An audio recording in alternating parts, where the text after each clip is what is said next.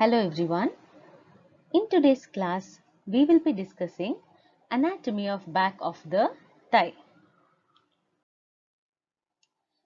So what we will do in today's class is, we will discuss the MCQ questions asked in various exams like NEET, PG exams, the AIMS exam, PGI Chandigarh, and along with those questions, I will give the concept so that you can answer any questions asked on this topic, the back of the thigh. So let's begin with today's class.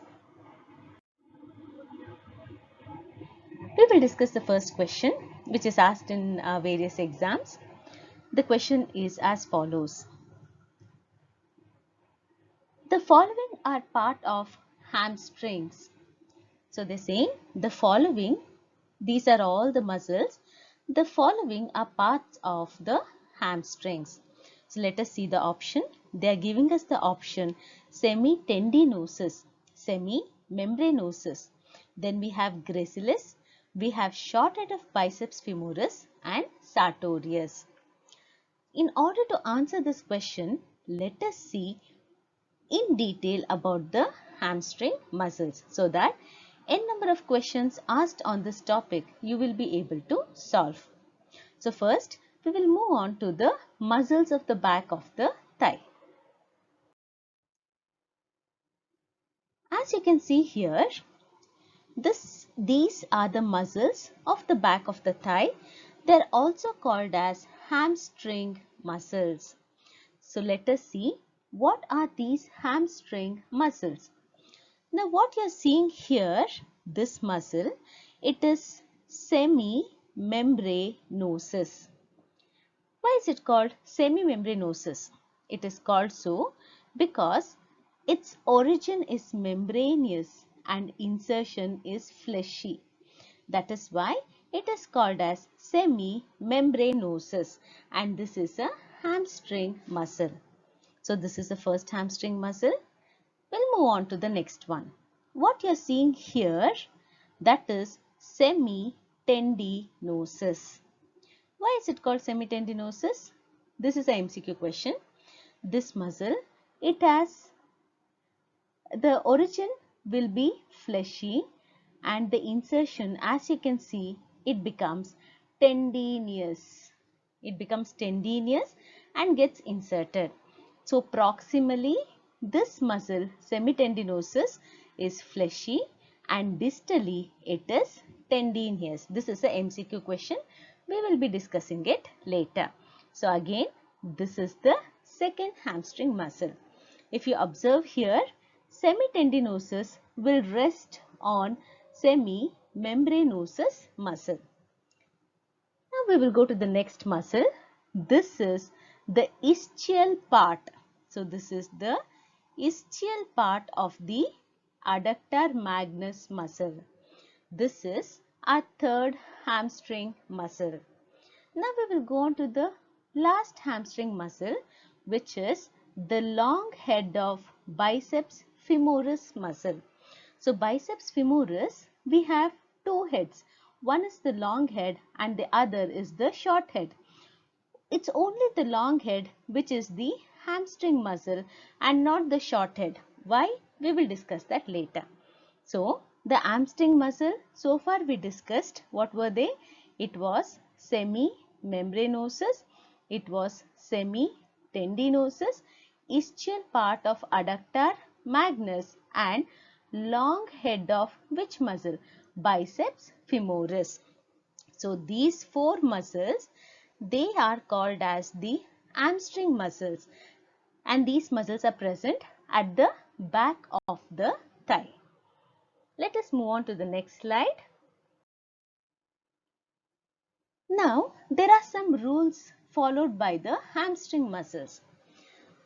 So, we already discussed hamstring muscles are four. So, let us see what rules these muscles follow. One rule is that these hamstring muscles compulsorily they should take their origin from the ischial tuberosity of the hip bone.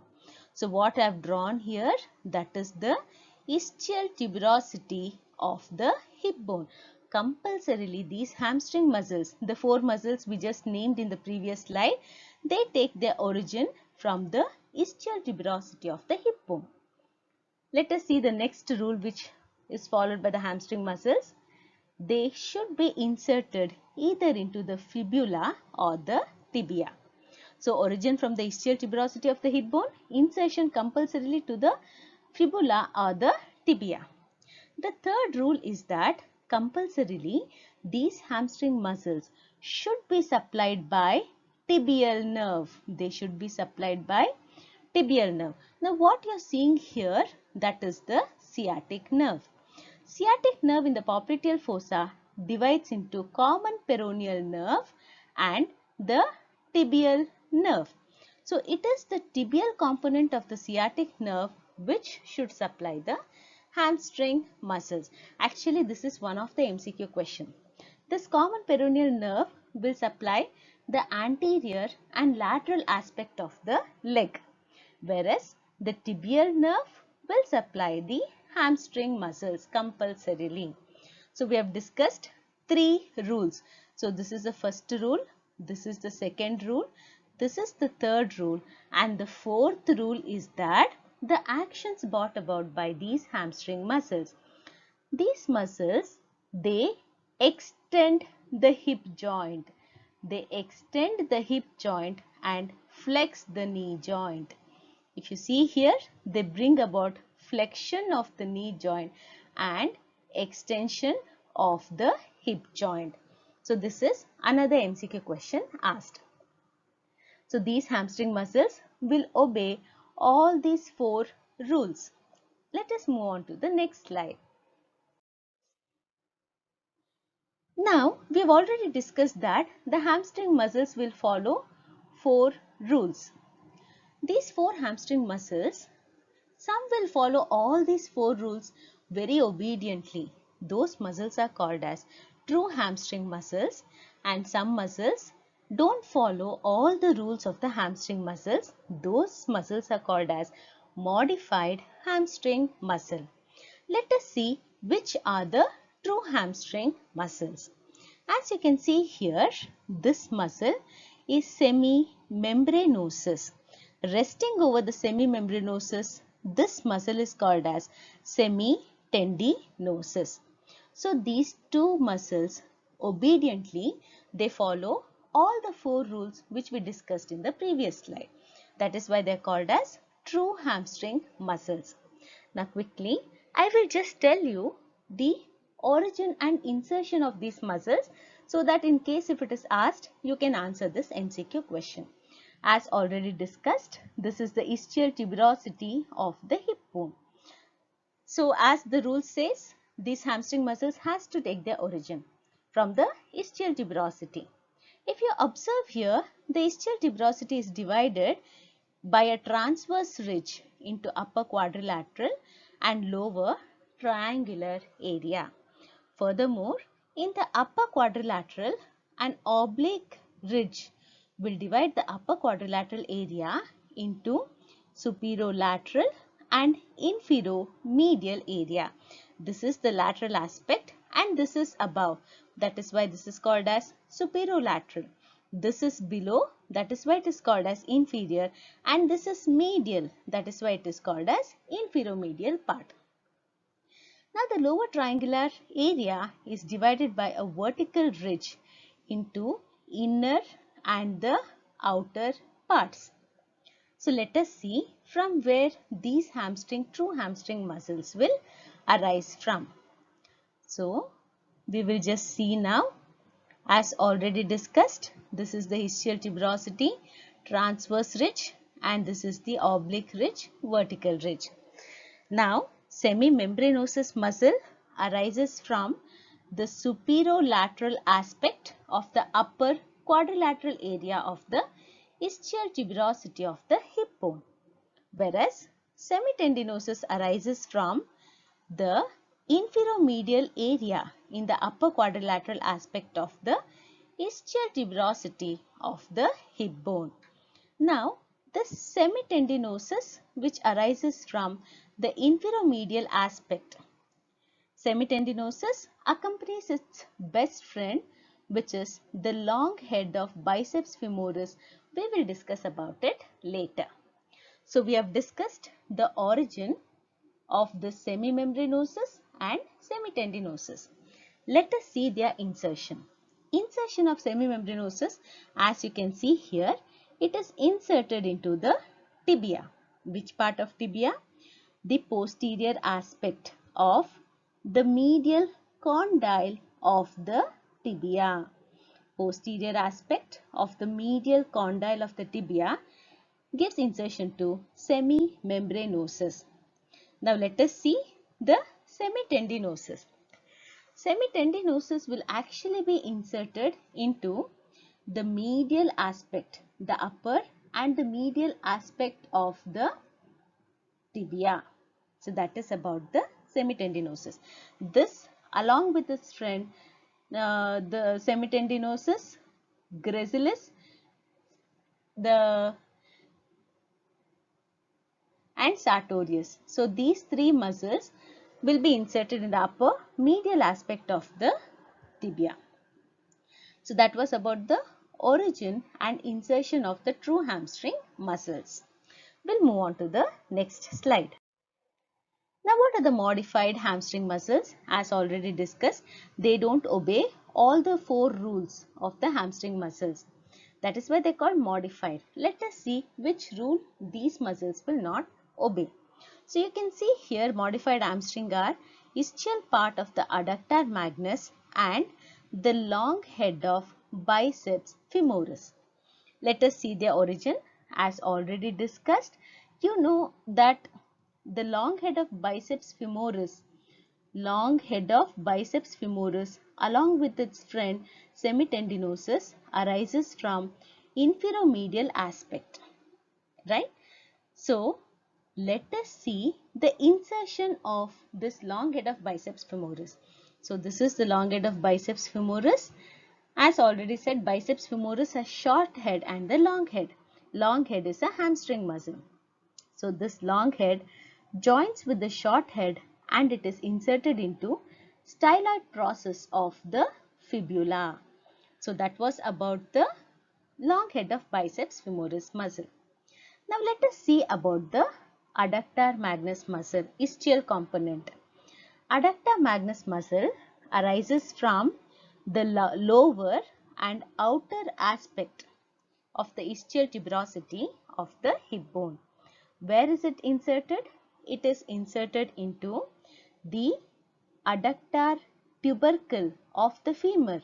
But one of the rules said that the hamstring muscles should compulsorily be taking origin from the ischial tuberosity and inserting either into the tibia or the fibula. But you can see here the ischial component of the adductor magnus is inserted into the adductor tubercle of the femur. That is why it is modified hamstring. Let us go back into history and see what exactly has happened. As you can see, initially, before we assumed an upright posture, before we assumed bipedal locomotion, what happened was the ischial component of the adductor magnus muscle was inserted into the upper medial aspect of the tibia. Immediately, once we assumed upright posture, its insertion shifted above into the adductor tubercle of the femur. So this part of the muscle got converted into a ligament and this ligament is called as tibial collateral ligament. This ligament you will come across when you study the knee joint. So initially this muscle was attaching to the tibia, but because we assumed an upright posture, for the functional reason, this insertion shifted from the tibia to the adductor tubercle of the femur. That is why this is a modified hamstring.